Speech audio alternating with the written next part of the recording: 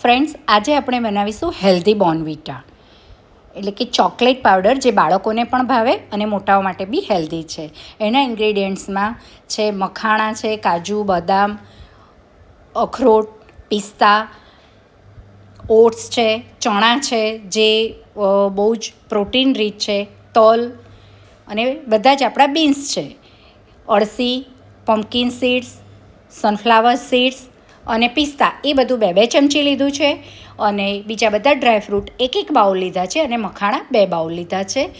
એક મોટો બાઉલ ભરીને સાકર લીધી છે અને 1 બાઉલ ભરીને આપણે કોકો પાવડર લીધો છે. હવે આ બધા જ ઇન્ગ્રેડિયન્ટ્સને આપણે ડ્રાય રોસ્ટ કરવાના છે. તમે ગેસ પર પણ કરી શકો, પણ મારી પાસે એર ફ્રાયર છે તો મેં એને એર ફ્રાયરમાં રોસ્ટ કર્યું છે. 170 ડિગ્રી ઉપર 6 મિનિટ માટે એને રોસ્ટ કરવા મૂકી દીધું છે.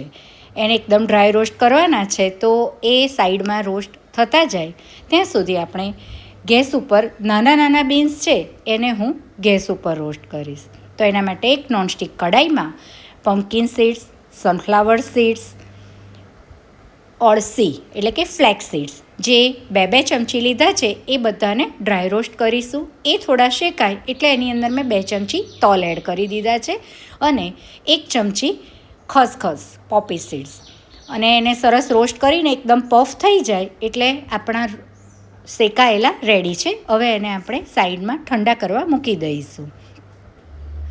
હવે આપણે જે મખાણા અને ઓટ્સ શેકાવા મૂક્યા હતા એ પણ શેકાઈ ગયા છે. તમે જોઈ શકો છો કે કેટલા સરસ ડ્રાય થયા છે, એકદમ સરસ ભાગીને ભૂક્કો થઈ જાય છે. એને પણ આપણે સાઈડમાં ઠંડા કરવા મૂકીશું. હવે એ જ બાઉલમાં આપણે બદામ, કાજુ, અખરોટ, ચણા, એને મેં છોડા કાઢ્યા નથી, છોડા સાથે જ રાખ્યા છે, અને પિસ્તા, એ બધું જ રોસ્ટ કરવા મૂકી દીધું હતું અને સેમ ટેમ્પરેચર ઉપર અને સેમ ટાઈમ માટે એને પણ રોસ્ટ કરી દીધું અને એકદમ ઠંડુ કરી દીધું છે. એ ઠંડુ થઈ જાય એટલે આપણે એને મિક્સરમાં ક્રશ કરવાનું છે.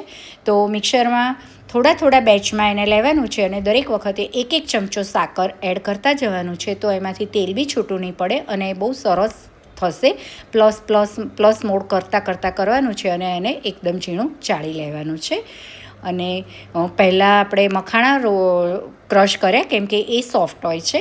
બીજી બેચમાં આપણે ચણા અને જે બધું ડ્રાયફ્રૂટ લીધું હતું એ ક્રશ કર્યું, એને પણ ચાળી લીધું. ત્રીજી બેચમાં આપણે જે નાના સીડ્સ લીધા હતા એને ક્રશ કરીશું અને એને પણ ચાળી લઈશું. બધું જ એક બાઉલમાં મિક્સ કરી દેવાનું છે ચાળીને, અને એકદમ સરસ રીતે ચડાઈ જાય. થોડુંક પાછળ રહે તો એને ફરી 1-2 વાર કરીને મિક્સરમાં ક્રશ કરીને ચાળી દઈશું તો છેક ફાઇન પાવડર રેડી થઈ જશે. એને એક મોટા વાસણમાં કાઢીને એની અંદર કોકો પાવડર એડ કરી દીધો છે અને સરસ રીતે બધું મિક્સ કરી દીધું છે. આમાં આપણે સાકર એડ કરી છે એટલે એ સરસ રીતે પ્રિઝર્વ બી રહેશે, અને જ્યારે આપણે દૂધમાં કરીશું તો એમાં આપણને એક્સ્ટ્રા કશું જ એડ કરવાની જરૂર નહીં રહે. એરટાઇટ કન્ટેનરમાં બંધ કરીને મૂકી દઈશું. આ પાવડર 1 મહિના સુધી બહાર સરસ રીતે રહે છે.